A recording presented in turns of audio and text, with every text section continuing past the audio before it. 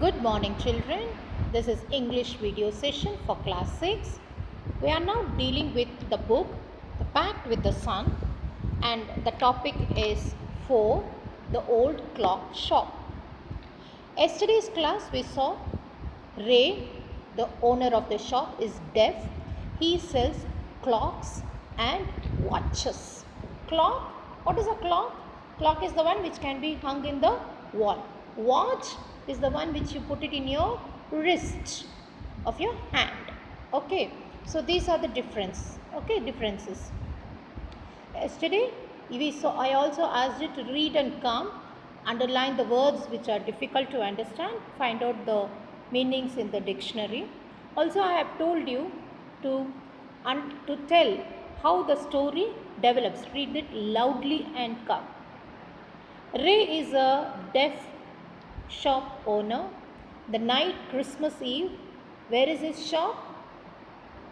Yes, his shop is in Salt Lake, okay, USA, in USA. And what happened? Who came at that night? Two people came, is it not? Salt Lake City, USA, and it was the Christmas Eve.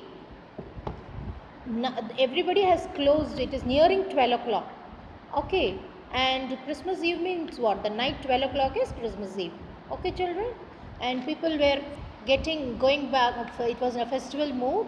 All have closed the shop. Only Ray is opened the shop. The reason is there may be some last minute purchase, shoppers last time purchase. Some people can come to his shop. Shoppers may, last minute shoppers, 11th hour they may come to buy something. And as he expects, two people come, but one is in 50 and another one is 20. But the 20-year-old never enters the shop. He stands near the entrance. The 50-year-old enters, but there was no friendliness in the look, and Ray finds it suspicious. Okay, he sends his notepad. Notepad means a place to write in pencil. So because he cannot hear, no, so he uses the notepad. Now let's see what happens. Ray knows that his visitors are in need. He accepts an old watch in exchange for a good sum of money. The message of peace and goodwill spreads everywhere as the old clock chimed Merry Christmas. The old clock ticked on. Ray calmly wrote another message. Have you come to pick up a clock or a watch? Okay, what do you want? I sell both. Okay, I sell watches, I sell clocks. What do you want? Clock or a watch? Then he pointed to the loan board filled with hanging clocks and pocket watches. He was not a pawnbroker. What is the meaning of pawnbroker? You take the product and then you sell it. Okay. But at the same time, he couldn't say no to the needy people who placed their old watches and clocks before him for anything they could get. So there are some people who are in need of money. They keep the watches and they take the item and go.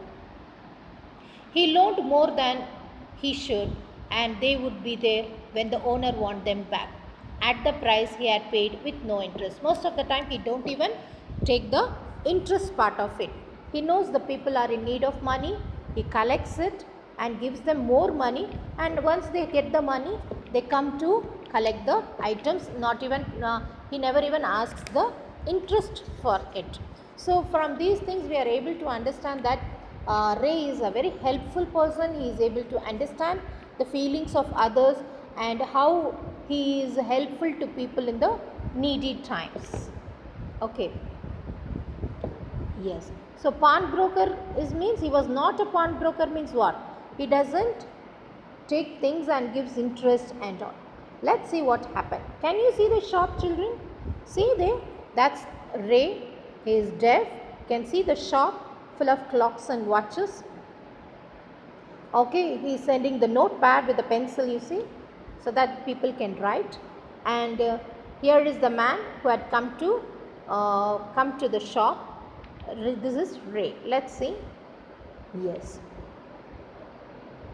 Then the older man seemed to feel a little easier, took out his hand from his pocket, and quickly looked at the watch on the wrist. How much will you give for this? The man wrote. Okay. Ray noticed a little shame in the grey eyes looking at him. The watch was nothing special and yet had great powers. Look at the sentence. The watch was nothing. Nothing? Value. Money. Okay. The watch was nothing special.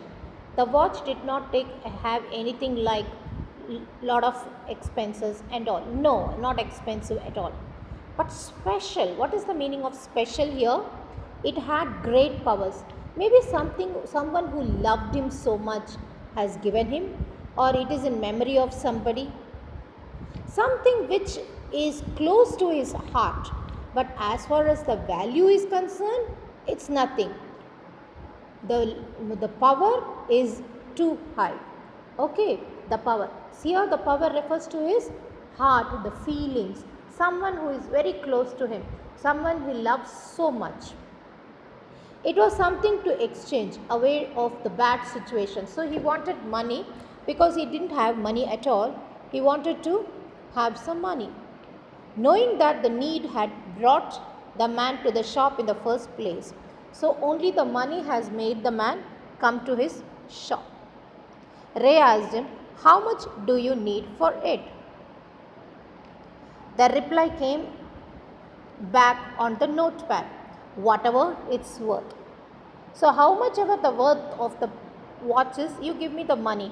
He did not even demand because he also knows it cannot have huge value. Ray reached his cash box, pulled out a $50 note and passed it on to the man's hand. So what did he do? He pulled the cash box and took $50. It was too much for that because it doesn't worth. But Ray understands this man is in need of money and he doesn't want to give the wristwatch to a person who would sell it off. So it is so much important for him. Okay, so what does he do? As they shook hands, Ray reached the cash box, pulled out a $50 note and passed it on to the man's hand. As they shook hands, Ray looked into the man's eyes.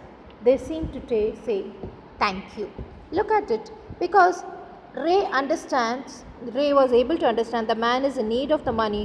He did not want to sell the wristwatch. He loved it. He had great affinity towards it, though it contained a very less value in terms of money.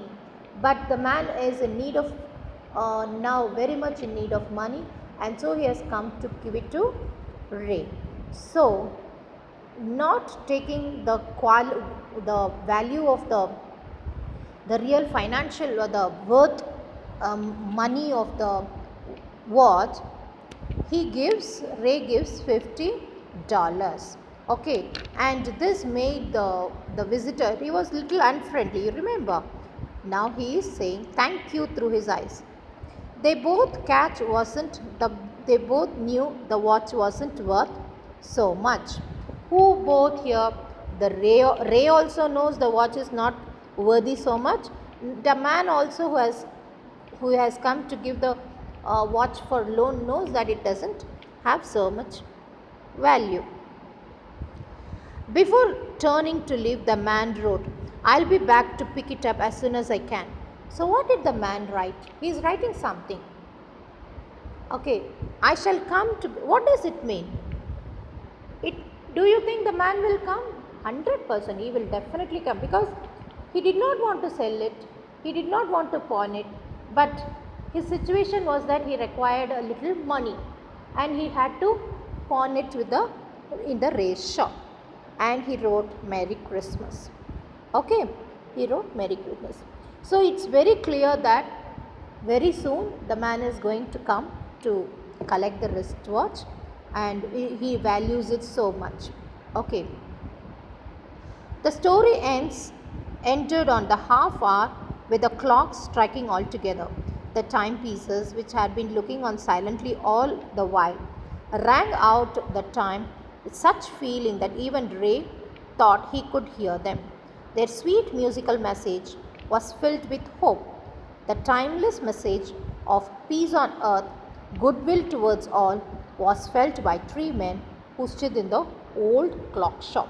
So was saying was everybody was happy. That was the time of Christmas Eve, and the in reality Ray cannot hear, he is dumb.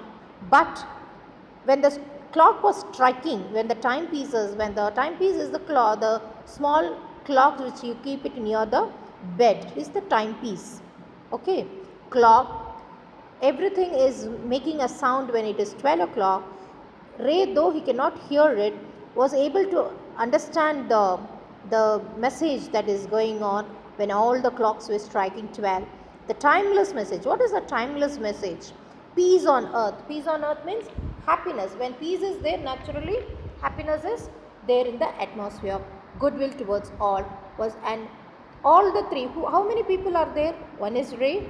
One is the man, the fellow who came with the wristwatch to sell it, to give it for loan, that fellow, and another, the fellow who was standing near the entrance. Okay, all the three felt peace, goodwill to all. Okay, that's how the story, so beautifully the story ends. Now children, tomorrow when you come to class, there are 8 questions given. I'll be discussing these 8 questions. You have to find out the answer, and before I tell the answer, you must be in a position to tell the answer. Okay children, let's see tomorrow. Thank you.